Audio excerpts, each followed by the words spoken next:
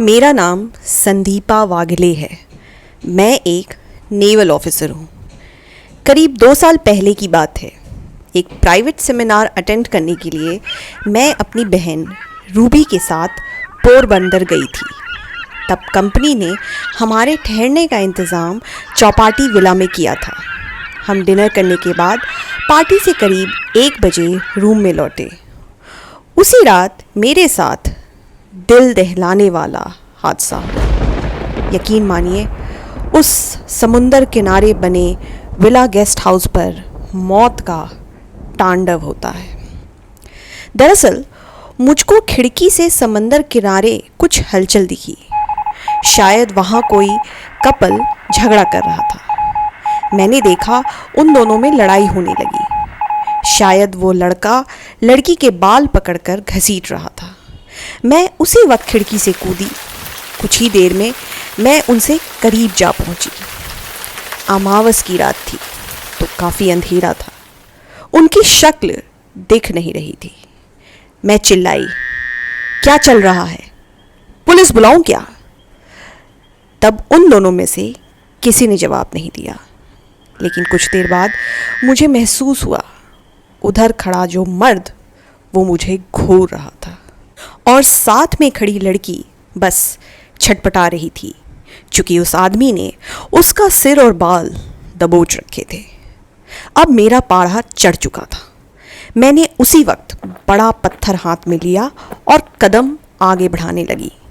मेरा ऐसा करना शायद मेरी सबसे बड़ी गलती थी। अगले ही पल मुझे एहसास हुआ कि इस औरत के पास खड़े जीव के धड़ के ऊपर सिर ही नहीं था। एहसास रोंगटे खड़ा करने वाला था। मैंने उसी वक्त पत्थर उसके पैरों की ओर फेंका। तभी अगले ही पल उसने अपने पैरों से रेत उड़ाना शुरू किया। मैं आंखें भींचती उधर से भागी और दौड़कर हमारे विला की खिड़की के पास पहुंच गई। मैंने रूम के अंदर जाकर रूबी को पूरी बात बताई। हम दोनों सदमे से कांप रहे थे। उसी वक्त हमने समंदर की ओर नज़र दौड़ाई, लेकिन वहाँ कुछ नहीं दिख रहा था।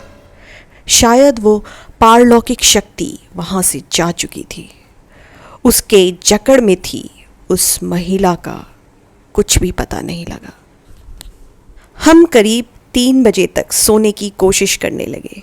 मुझे पक्का याद था कि हमने कमरे की लाइट चालू रखी थी। तभी मुझे एहसास हुआ कि रूबी मेरे पीठ पर हाथ सहला रही थी। उसका हाथ काफ़ी गर्म था। उसी वक्त मैंने अजीब सी गंध का एहसास किया। मेरी आँख झटके से खुली तो मैं कमरे में धूप अंधेरा था। मैंने फौरन मुड़कर बिस्तर पर देखा तो मेरी रूह कांप गई। वहाँ कोई भी नहीं था। तभी मेरी नज़र टीवी के पास गई। वहाँ रूबी गुमसुम खड़ी थी।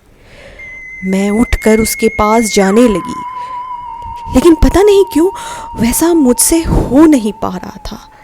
मैं लेटे लेटे ही चीखी। तभी एक भयानक मंजर देखा।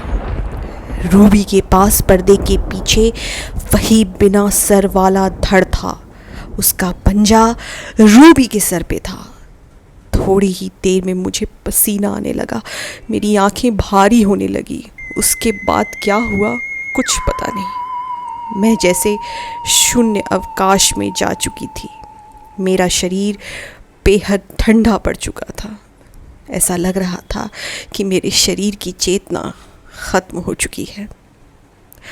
अगले दिन मैं अस्पताल में थी।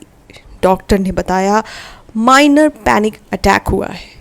रूबी ने कहा मैं कुछ हुआ ही नहीं।